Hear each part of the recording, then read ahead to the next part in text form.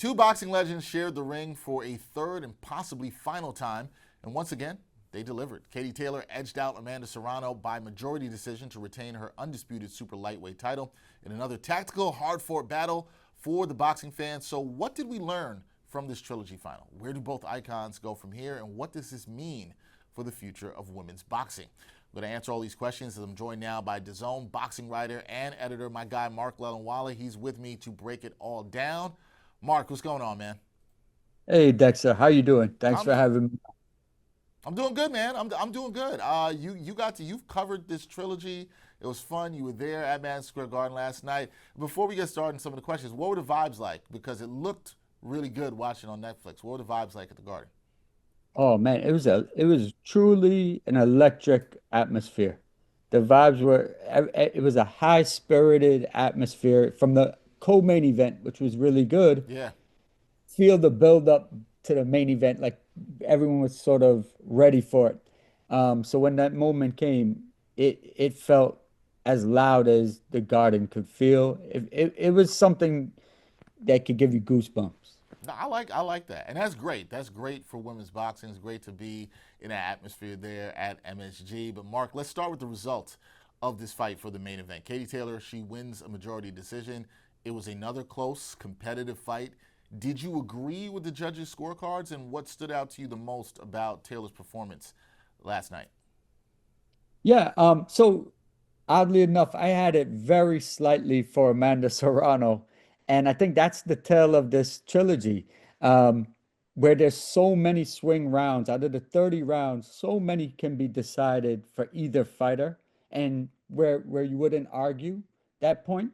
So, do I agree with that majority decision? Sure. I mean, um, Katie Taylor definitely fought a tactical fight. They both did, and it showed up on the scorecard. So I'm absolutely fine with that majority decision. It was well earned. And she had a game plan that she executed enough to get that nod.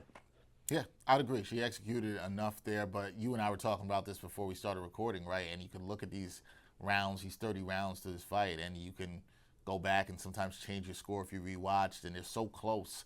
And when you talk about Amanda Serrano, she was busy and aggressive early.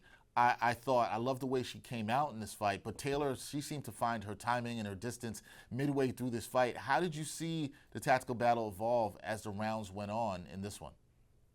What I thought really stood out was Katie Taylor's ability to stand in the pocket and throw a flurry that it didn't always connect cleanly, but it might have grazed Serrano, and it was enough to back Serrano up.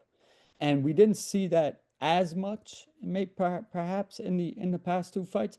It was just enough to back her up, and and also Serrano at that point reset. So when she wasn't hurt by those shots, but they were enough to make her reset her offense, and I think that gave judges some sway to score those rounds for Taylor. Yeah, it was definitely a swing in the fight there. You saw Taylor make those adjustments, and as you said, did enough to get the win. Now, continue with Serrano, and I really want to talk about where these women go from here because Amanda Serrano, she's fought across multiple weight classes, still has options at the age of 36. But do you think this loss changes her trajectory or timeline for what may come next for her? Does this change anything in any way for her? No, I think she's really earned the right to do what she pleases. And it's interesting to say that when a person loses three fights to a rival, right? But she didn't come out of these losses hurt, except for the sting of having them on her ledger, on her record. But I think she's earned the right to do what she wants. She's a decorated seven division world champion. And perhaps I'm just throwing it out there. What could be a really enticing fight is have her with who was on the co-main event, the undisputed super featherweight ruler, which is Alicia Baumgardner, who looked great.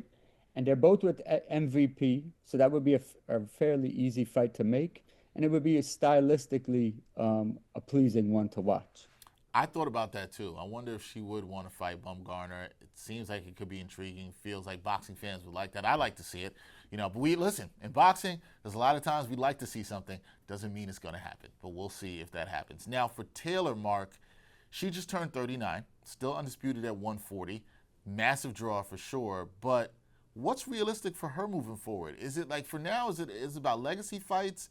Is she just going to do title defenses in Ireland? Like, how do you see this shaking out for Taylor? Yeah, I think Dexter, it's a combination of all three. I think it's legacy fights, another title defense, and choosing a great venue in Ireland. Like she's mentioned for quite some time, Croke Park in Ireland. So maybe it's the right opponent that she feels can make for a real dazzling fight. Yesterday, she kind of turned down the prospect of a trilogy with Chantel Cameron. Um, but maybe the Croke Park venue makes her change her mind about that, or she could find another opponent. Um, Maybe it's Baumgartner and Katie Taylor. But she wouldn't struggle finding an opponent. It's Katie Taylor.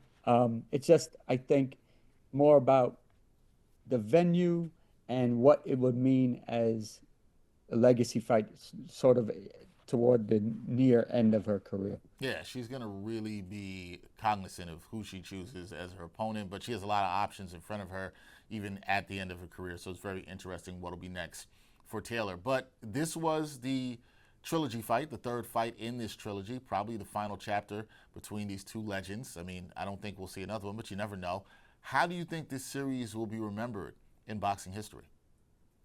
Yeah, I think this was the greatest trilogy in women's boxing history and one of the best trilogies in boxing, period.